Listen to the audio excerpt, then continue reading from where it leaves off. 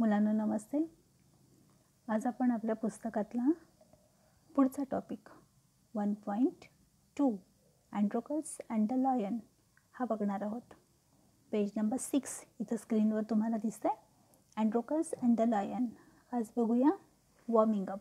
Okay, ह्या warming up screenshot Androcles and the lion chit chat बघा. आधी या 5 प्रश्नांची उत्तरं द्या. काय आहेत 5 प्रश्न? पहिला वाचते बघा. Have you ever helped? आजपर्यंत तुम्ही कधी मदत केली आहे का? एनीवन, कोणाला पण. आणि पुढचा प्रश्न आहे का?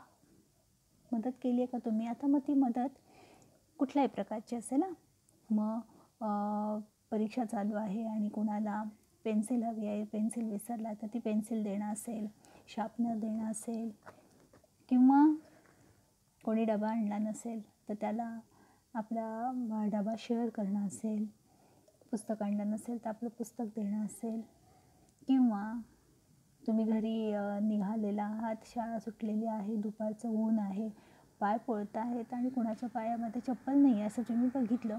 तुमच्याकडे सायकल आहे तर तुम्ही त्याला सायकलवर बसवून डबल सीट घेऊन गेलात, ही पण मदतच आहे. शेजारच्या आजीला आजोबांना भाजी आणून देणं असेल, औषध आणून देणं असेल, त्यांच्यासाठी रिक्षा बोलवणं असेल, ही पण मदतच आहे. अशी तुम्ही कधी कोणाला मदत केली आहे का? त्याचा पुढचा प्रश्न आहे का? का मदत केली? आता मदत केली याचा अर्थ आहे ती करावीशी वाटली म्हणून केली. आता मदत करावीशी वाटली याचा अर्थ आहे तुम्ही मनाने चांगले आहात, तुमचं मन चांगलं आहे, तुम्हाला मदत करावीशी वाटते आहे, है ना.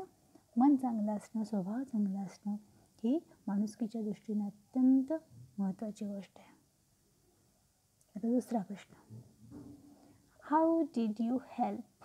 कशा प्रकारे मदत केली? हिम ऑर हर, त्याला मदत केली असेल किंवा तिला मदत केली असेल.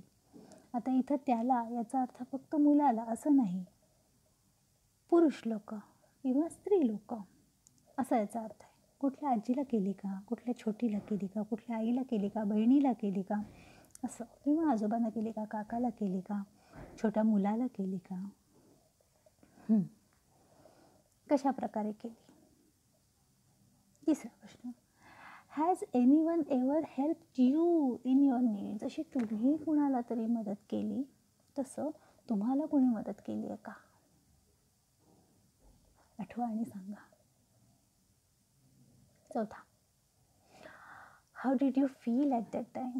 तुम्हाला कशाची तरी गरज आहे आणि तुम्हाला कोणीतरी मदत केली, कसं वाटलं त्यावेळेला?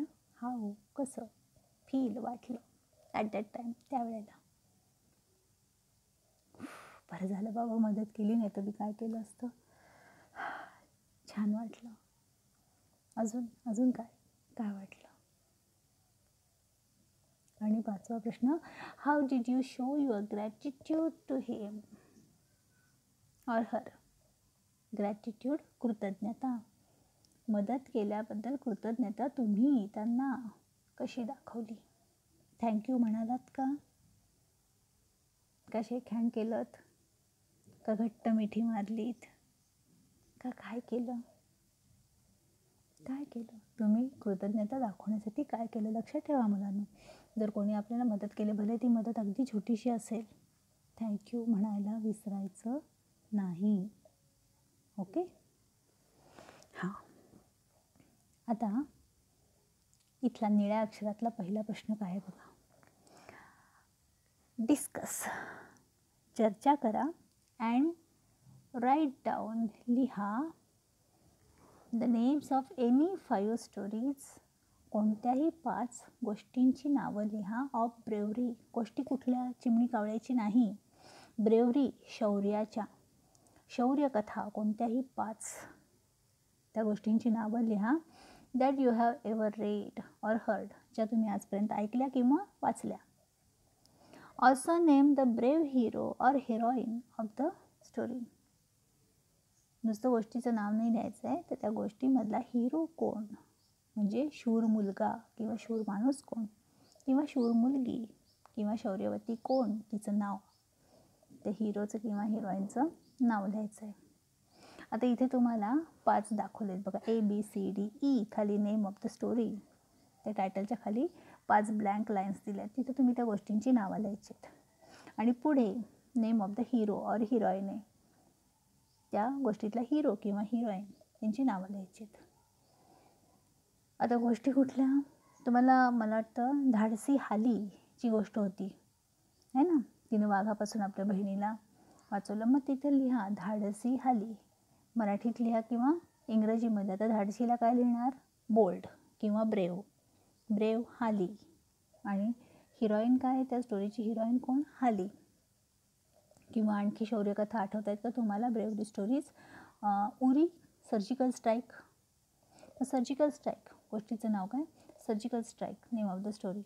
आणि यातले हिरो हिरोईन्स कोण आहेत, इंडियन आर्मी आहे ना.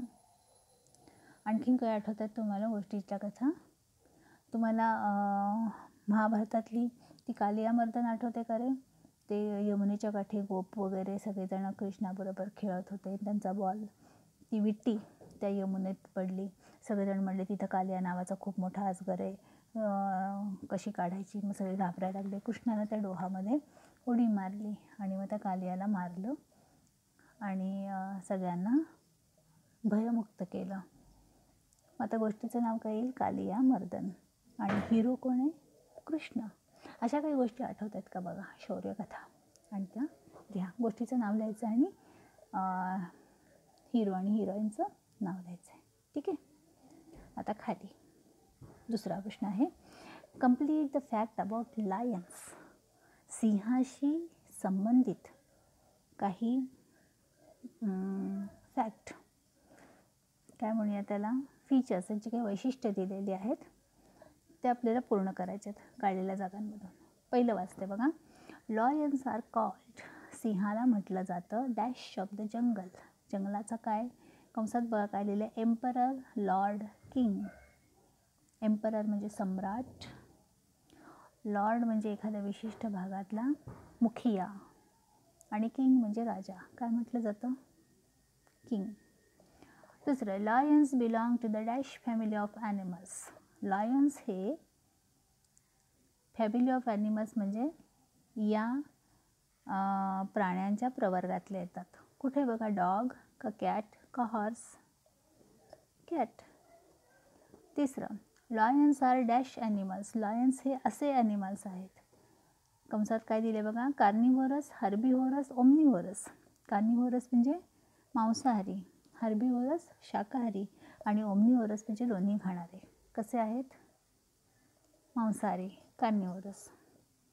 चौथं, dash lions have mane around their neck. ह्या सिंहांना मेन, एमेनी, मेन म्हणजे आयाळ असते, अराउंड देअर नेक, त्यांच्या मानेभोवती. But lioness do not have it, पण सिंहिणींना नसते. आता कोणाला, कब म्हणजे छावा, त्यांची पिलं, मेल नर का फिमेल, मादी. आता लायनेसला नसतेच, छाव्यांना पण नसते, मग काय राहिलं, नर. नरसिंहांना अशी आयाळ असते, मेल लायन्स. पाचवं बघा, अ ग्रुप ऑफ लायन्स, सिंहांचा ग्रुप, कळप त्याला म्हणतात, इज कॉल्ड फ्लॉक, थवा, हर्ड, कळप का प्राईड, प्राईड. सहावं, lions attack only when. Lions तेव्हाच अटॅक करतात, वेन दे आर, जेव्हा ते असतात, ट्रिक्ड म्हणजे त्यांना जर त्रास दिला तर, अवेक जागे असतील तर, आणि हंग्री भुकेले असतील तर. केव्हा अटॅक करतात, भुकेले असतील तर, नाहीतर सिंह अटॅक करत नाहीत. ओके.